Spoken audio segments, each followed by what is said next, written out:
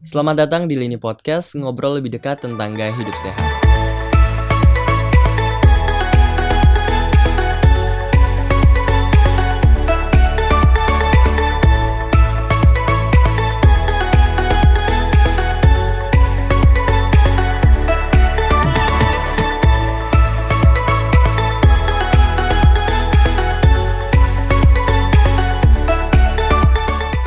Halo Sobat Sehat, kembali lagi bareng saya Muhammad Ishraf. Senang sekali berjumpa dengan Sobat Sehat semua. Setiap tahun tanggal 1 hingga 7 Agustus oleh WHO dirayakan sebagai Pekan Menyusui Sedunia. Nah, Lini Podcast yang peduli tentang gaya hidup sehat kali ini akan membawakan topik terkait manfaat ASI yang dahsyat bagi masa depan bayi dan ibu. Telah hadir bersama kita narasumber yang tidak asing lagi, yaitu Profesor Dr. Hardin Syah MS, Guru Besar Ilmu Gizi FEMA IPB University, Ketua Umum Asosiasi Institusi Pendidikan Tinggi Gizi Indonesia, yang juga Ketua Umum Perhimpunan Pakar Gizi dan Pangan Pergizi Pangan Indonesia. Gimana kabarnya, Prof? Sehat ya, Prof? Kabar baik. Alhamdulillah sehat, Prof. Alhamdulillah ya. Nih, Prof, terkait ASI atau air susu ibu. Pertanyaannya, kenapa sih, Prof, bayi itu perlu ASI, nggak langsung diberi minum atau makanan yang lain, Prof? Ya, ini terkait dengan tumbuh kembang dari organ pencernaan, organ-organ internal dari si bayi ya. Pertama misalnya ginjalnya belum begitu sempurna, begitu juga pankreas ya. Sempurna dalam arti keberfungsiannya ya, bukan bentuknya gitu ya. Nah, kalau ginjal ini salah satunya kan mengelola air ya, karena Maksudnya itu memang mengelola air itu gimana, Prof? ya mengelola air tubuh. Ya, karena itu perlu jenis makanan yang banyak airnya. Itu yang diciptakan Tuhan, air susu ibu ya. Sehingga organ pencernaan belum bisa diberikan makanan padat. Ginjal juga berfungsinya tadi memerlukan cairan. Pankreas untuk menghasilkan insulin, kalau banyak karbo juga belum memadai ya. Begitu juga kalau misalnya usus yang sempurna kan sudah banyak mikroba ya. Nah, mikrobanya juga masih bertahap mengalami perkembangan. Permukaan usus bagian dalamnya juga belum sempurna dalam arti seperti layaknya nanti anak ketika setelah 6 bulan bisa diberi makanan lembek, kemudian beranjak pada makanan padat setelah itu gitu ya. Jadi organnya masih ini ya, Prof? Masih organnya belum siap. Begitu juga imunitasnya ya. Artinya kalau diberikan makanan lain yang potensi kebersihannya juga sulit gitu ya. Sementara imunitas anak ini kan masih terus proses untuk maturity ya, kematangan dari sel-sel imunitas. Ini bisa berisiko gangguan infeksi dan penyakit lainnya.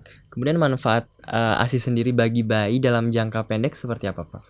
Ya, kalau jangka pendek pertama tentunya ada faktor non gizi, ada karena gizi ya. Kalau awalnya tentunya karena bukan gizi ya, kenyamanan buat bayi ya.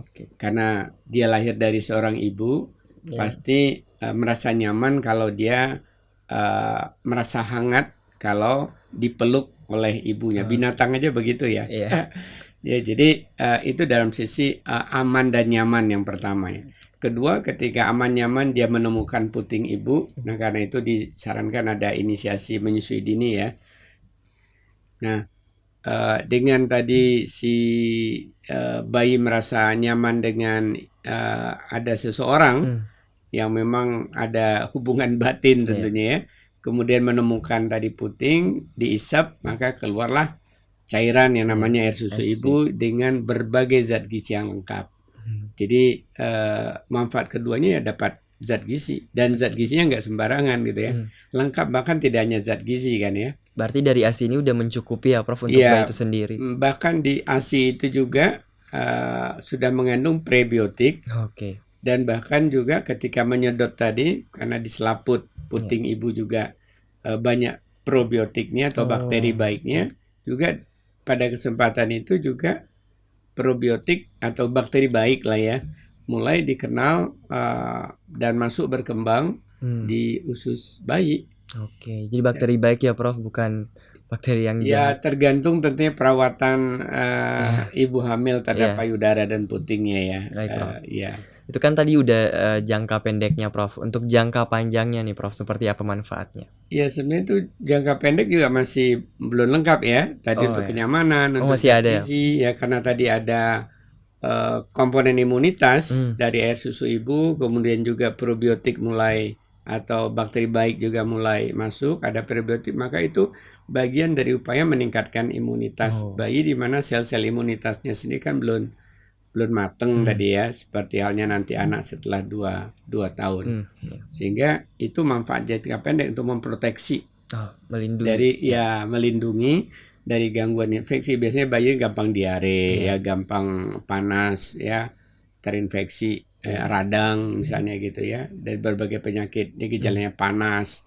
Nah, ini kan dengan cara demikian bisa terlindungi dari kemungkinan gangguan penyakit, dan itu banyak bukti sudah ya. Banyak. Nah, Jangka pendek udah selesai atau masih ada Prof? ya tentunya jangka pendek juga dari sisi ekonomi ya. Oh iya sih, ya benar-benar. Ya, Lebih bayangin praktis. kalau malam hari ibu nggak memberikan ASI, harus ke dapur, harus manasin air dan lain Iya, sebagainya. betul. Kalau ini kan sambil tidur-tiduran ya, bisa memberikan, nggak ngerepotin ya. Iya, lebih Kemudian praktis lah ya Prof. praktis, kemudian satu lagi ya nggak perlu mengeluarkan biaya, Iya. hemat lah ya.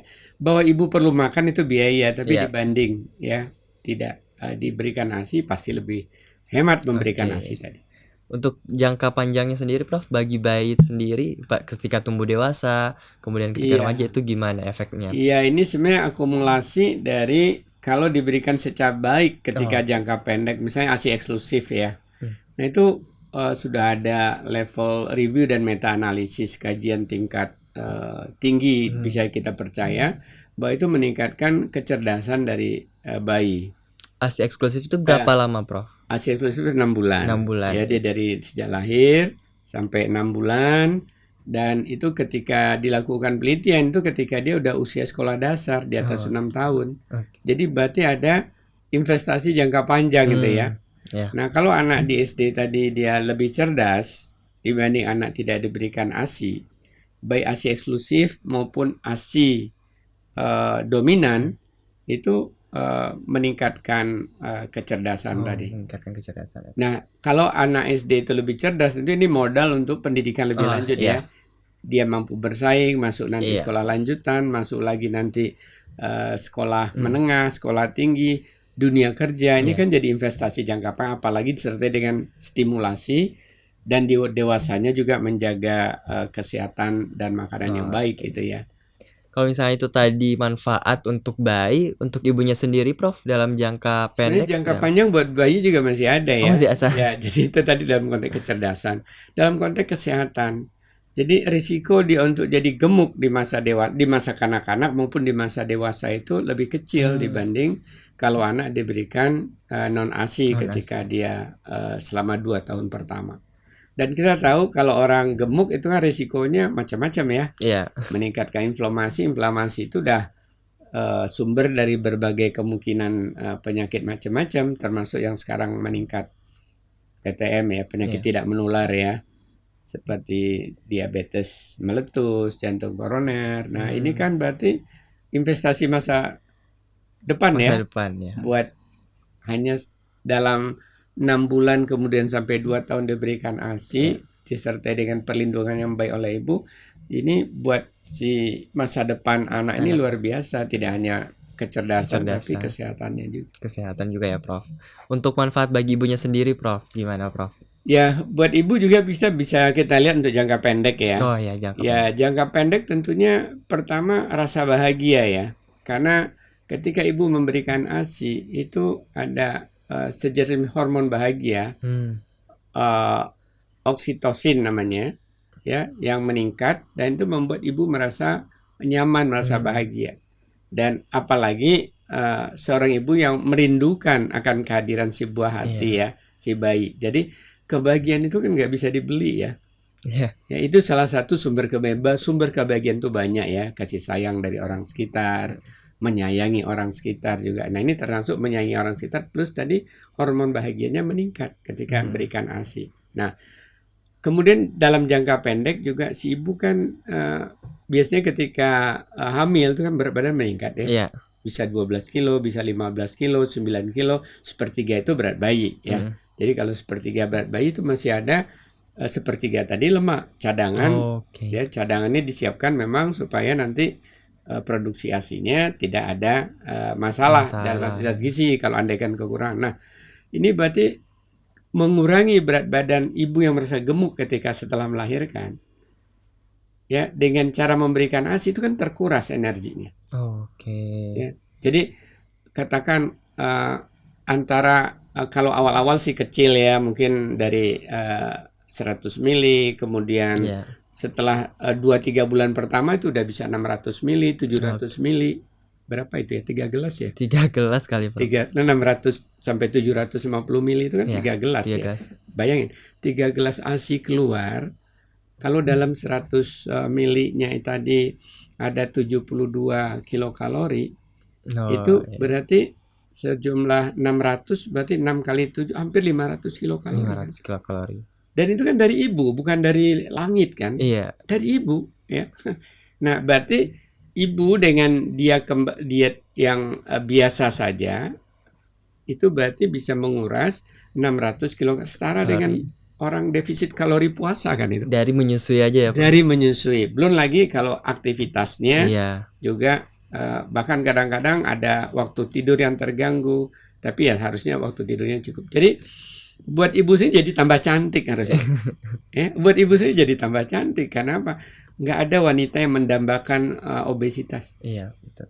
Bahkan ingin supaya tampil berat badannya normal, seimbang dengan tinggi badannya, bahkan kalau bisa lebih slim gitu kan. Ya, Ya itu manfaat jangka pendeknya ya kesehatan bagi si ibu ya. Karena apa? Lagi-lagi tadi kalau kita tidak obes itu udah modal luar biasa. Karena emang banyak sih, Prof, pas setelah hamil kan, pas setelah melahirkan berat badannya meningkat, kemudian berusaha nih untuk menurunkan kembali ke normal. Ternyata melalui menyusui bisa ya, Prof? Iya, tapi ada lagi manfaat jangka pendeknya ya. Oh iya, apa tuh, Prof? Nah, ini juga sesuai anjuran pemerintah ya. Ya. Jadi sebaiknya nggak punya 2 anak balita sekaligus ya. Oh. Artinya jaga jarak ya. Bukan jaga jarak selama pandemik. Maksudnya supaya menunda kehamilan. Jadi ketika ibu memberikan ASI eksklusif sampai pemberian ASI sampai 2 tahun, ini secara alami itu menjadi kontrasepsi ya, secara alami menyebabkan istilahnya laktasional ameria. Artinya dia nggak mens kan ya. Okay. Artinya tertunda peluang untuk dia hamil. Ketika dia aktif memberikan air susu tadi. Berarti paling nggak 2 tahun terjaga ya sampai anak ini masuk usia tahun ketiga kan. Oke. Kemudian jangka panjangnya seperti apa, Prof, bagi ibu? Ya, penelitian-penelitian yang sudah sampai juga pada level review dan meta-analisis, bahkan WHO juga melakukan review tersebut. Pertama, ya masalah penyakit yang sering dialami perempuan, mulai semakin besar sekarang kejadian Indonesia, mencegah kanker payudara.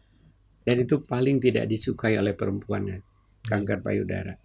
Dan ternyata dengan memberikan ASI eksklusif, akan dilanjutkan pemberian ASI, disertai makan berambil ASI sampai 2 tahun, itu mencegah kanker payudara, mencegah kanker ovarium. Kok saya nunjuk ke bawah ya? Ya, mencegah kanker ovarium. Dan dalam jangka panjang lagi tadi, dengan ibu tadi terkuras energinya, ibu setelah melahirkan yang gemuk tadi bisa normal kembali berat badannya, lemak tubuhnya. Ini kan modal untuk mempertahankan berat badan normal, langsing dan cantik tadi. Dalam jangka panjang, kalau ibu tadi langsing, normal berat badannya, normal kadar lemak tubuhnya, ini mencegah berbagai penyakit. Juga terbukti ternyata menurunkan risiko diabetes meletus tipe 2. Juga terbukti menurunkan risiko jantung koroner di dalam jangka panjang. Banyak banget berarti yang, Prof, manfaatnya. Belum lagi investasi hubungan ya. Oh iya, benar. ikatan, kasih sayang, kasih sayang. bonding kasih sayang yang memeluk dan lain sebagainya ketika memberi ASI masa lalu itu ternyata berbekas. Sayangnya anak kepada ibu, sayangnya anak juga bertanya, ibu dari siapa? Pasti ada yang mendampinginya dong, nggak mungkin ujuk-ujuk dia lahir gitu kan. Iya. Jadi timbul kasih sayang kepada ibu dan ayah dan ibu juga memperkuat kasih Iya. sayang. Bayangkan kalau orang tua sudah terlunta-lunta punya anak tapi nggak sayang sama orang tuanya. Iya, nauzubillah. Kalau di dalam Islam justru kita berharap doa itu ya. Iya. Jadi hanya anak yang sayang orang tua yang mendoakan. Nggak mungkin anak yang tidak sayang orang tua mendoakan orang tua. Iya. Itu dalam sisi religi ya. Religi. Ya. Jadi manfaat itu tidak hanya sekedar tadi manfaat gizi ya, tidak hanya manfaat ekonomi, hemat dihitung kan ada dalam cerita itu ya di WhatsApp grup ya. Kalau dihitung 2 tahun itu berapa dikembalikan uang itu nggak akan tergantikan ASI 2 tahun tadi meskipun dihitung-hitung setara dengan sekian susu bubuk no way, banyak hal yang nggak bisa tergantikan. Belum lagi imunitas tadi kan. Efeknya juga jangka panjang. Kemudian seberapa banyak sih Prof ASI yang diberikan ini agar bermanfaat bagi bayi dan ibu, Prof? Ya, pertama tentunya tergantung ukuran perkembangan si bayi. Tapi rata-rata ketika di dalam masa usia ASI eksklusif setelah tadi 2 bulan sampai 5 bulan itu 700 sampai 850 mililiter. Tergantung ukuran tubuh ibu dan ukuran tubuh si bayi. Tapi Tuhan itu sudah mengatur ya. Berarti kan 3 sampai 3,5 kilo. Kalau di kajian-kajian di Eropa itu sampai 850 mililiter. Kajian saya dengan mahasiswa S3 saya udah 12 atau 15 tahun yang lalu ya di Bogor. Itu 650 sampai 750 ketika 4 sampai 6 bulan menjelang selesai ASI eksklusif. Berarti tergantung karakteristik dan bayinya juga ya, Prof, berat tergantung badan. makanan ibu juga. Mungkin nanti kita bahas lah apa saja yang bisa mempengaruhi, memicu produksi ASI. Kemudian bagaimana cara terbaik memberikan ASI nih Prof kepada bayi? Ya sebenarnya WHO dan juga UNICEF ada menganjurkan juga di Kementerian Kesehatan ya, dianjurkan ada step-step langkah-langkah cara memberikan air susu ibu ini. Yang paling pertama tadi ya harus dilakukan sedini mungkin yang disebut inisiasi menyusui dini. Pertama melahirkan, jangan diberi yang lain dulu karena cita rasa pertama itu menentukan untuk kesuksesan berikutnya. Semakin cepat dia dikenalkan inisiasi menyusui dini kemudian dikenalkan ASI, maka semakin memungkinkan, peluangnya besar sekali untuk ASI eksklusif, ASI saja sampai 6 bulan begitu. Kemudian misalnya Prof ada yang bertanya nih, saya ingin memberikan ASI tapi ASI saya nggak keluar nih Prof. Saya keluar kemudian mungkin bayinya juga tidak bisa menyedot dari ibunya gitu. Gimana Prof? Memang ada 2 kemungkinan, satu dari pihak ibu, artinya kok saya megang ini ya, artinya payudara belum menghasilkan air susu ibu, karena itu memang harus bisa dengan cara dipompa untuk pancingan pertamanya. Kemudian juga perlu introspeksi diri, barangkali ada makanan minuman yang belum mencukupi ya, atau barangkali masalah secara fisik, putingnya kentop dan lain sebagainya ya. Mudah-mudahan satu kentop satu enggak ya, kan ada 2 ya. Tapi kalau kedua-duanya kentop ya konsultasi saja ke dokter. Dan pemerintah mengeluarkan ada PP menyusui ya, pemberian air susu ibu, peraturan pemerintah nomor 33 kalau nggak salah, udah beberapa tahun yang lalu.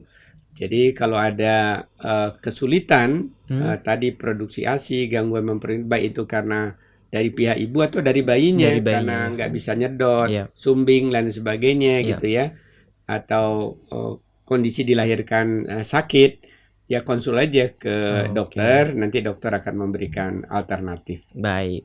Mungkin terakhir Prof, mungkin bisa kasih pesan nih Prof kepada para ibu menyusui dan para calon ibu menyusui nih, gimana biar optimal dalam pemberian ASI. Sebenarnya tidak hanya buat calon ibu menyusui ya, calon bapak juga harus. Biar ada kerjasama ya Prof. Buat calon bapak, jadi kamu pasangan muda calon pasangan muda, saya kira ini bagian penting karena ini investasi sungguh ya. Tidak hanya investasi dalam arti tadi gizi kesehatan, tapi juga investasi secara sosial ya, hubungan orang tua dan anak dan orang tua. Bahkan secara ekonomi udah jelas gitu ya. Kalau anak kita cerdas, tentu orang tua akan bahagia ya. Dan meskipun orang tua kadang nggak berharap ya bantuan dari anak, once upon the time kita nggak tahu hidup, pasti anaklah salah satu tumpuan harapan, termasuk doa-doanya tentunya kalau kita telah berpulang. Jadi pemberian ASI itu is a must bahasa lainnya ya. Itu harus gitu ya, sampai usia 6 bulan itu ASI saja. Karena memang perkembangan organ-organ internal pencernaan bayi itu belum memadai. Kemudian dilanjutkan sampai 2 tahun ya. Sambil setelah 6 bulan tadi dikombinasikan, mulai dikenalkan makanan-makanan. Nanti topik MPASI mulai dari yang makanan ASI yang rada cair, lembek, lunak, nanti sampai makanan padat, makanan keluarga bisa kita bahas dalam topik tersendiri.